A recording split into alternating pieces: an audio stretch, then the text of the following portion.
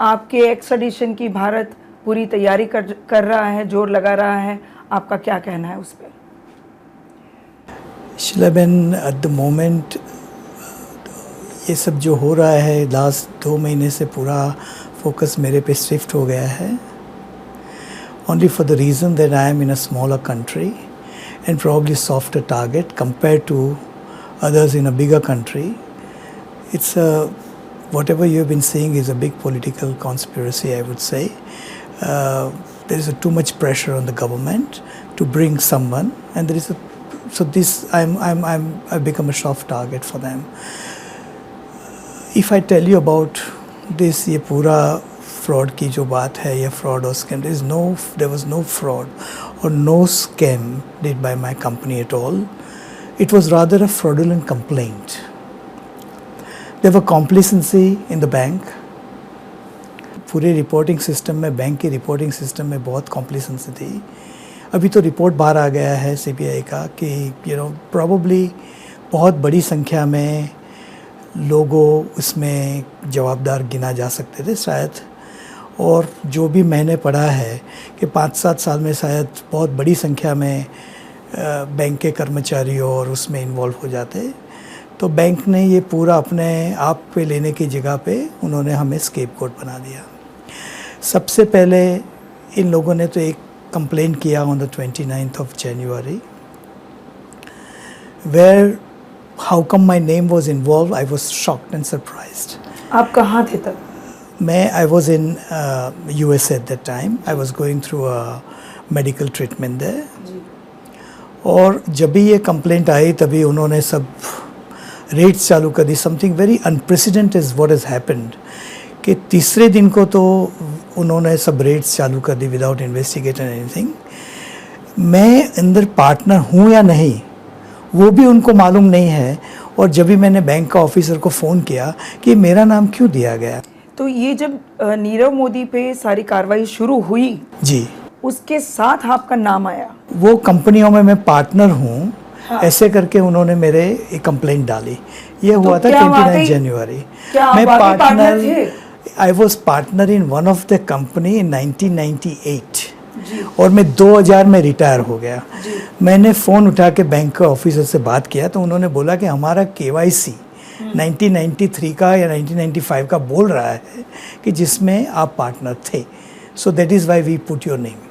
Okay, this was a conversation with. ठीक, तो मैं जो समझी हुई है आपसे मैं दोबारा पूछ रही हूँ. आपने कहा कि डायमंड्स आर अस, उसमें आप पार्टनर थे 88 में. 98 में, 98 से 2000 तक जी. और 2000 के बाद में 2000 के बाद हमारा कोई business relation. I went out of the company. अच्छा. And I have no business relationship with that company at all. ठीक. तो वो पेपर पे नहीं था? पेपर पे था, absolutely. I am surprised. But this complacency, when I talk about the bank, you can understand that what kind of complacency the bank must have gone into. उसके सिवा उन्होंने रेट्स चालू कर दी. और मेहुल भाई 18 साल जी, 2000 से 2018 जी, 18 साल तक अगर आप उस कंपनी में पार्टनर नहीं थे तो आप बैंक के कागज़ पे फिर भी पार्टनर थे? जी. ये इन्होंने मुझे फ़ोन किया तो मुझे बताया गया कि हमारे KYC फॉर्म में आपका नाम था, that's why we put your name. तो उसके बाद मैं तो बाहरगांव था तो मैंने फ़ोन उठा के सेबी को इन्फॉर्म किया. I inform CBI also. This was on 7th और 8th of February. बट तब तक हमारे वहाँ बहुत सारी रेड पड़ गई थी, पैनिक चालू हो गया था.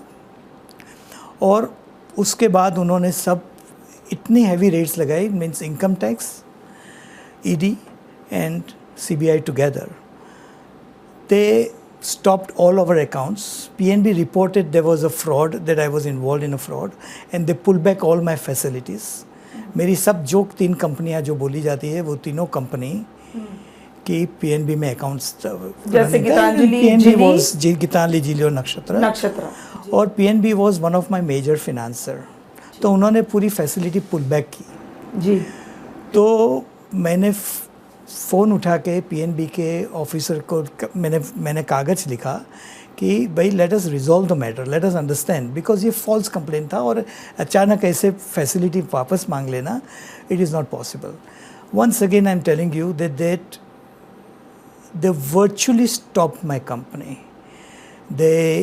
उन्होंने हमारे सब बैंक अकाउंट्स बंद हो गए, हमारी सब इन्वेंटरी 13, 14, 15 के बीच में बहुत सारी इन्वेंटरी ले ली. आदमियों में पैनिक घूम गया. 13-14 फरवरी की बात कर रहे हैं ना? 13-14 फरवरी हमारा सर्वर बंद किया गया and the company came to a stall. It was shock. I was under medical surgery. I was having my cardiac procedure going on.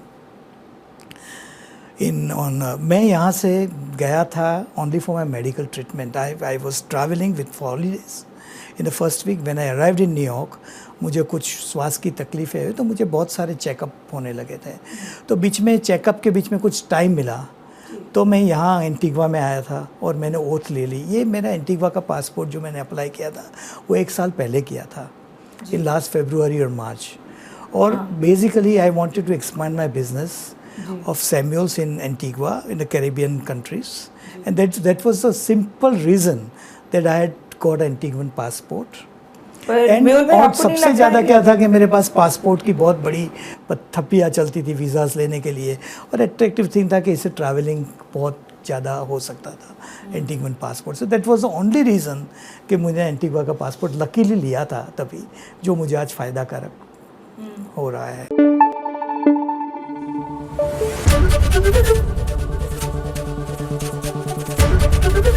ABP news आपको रखे आगे.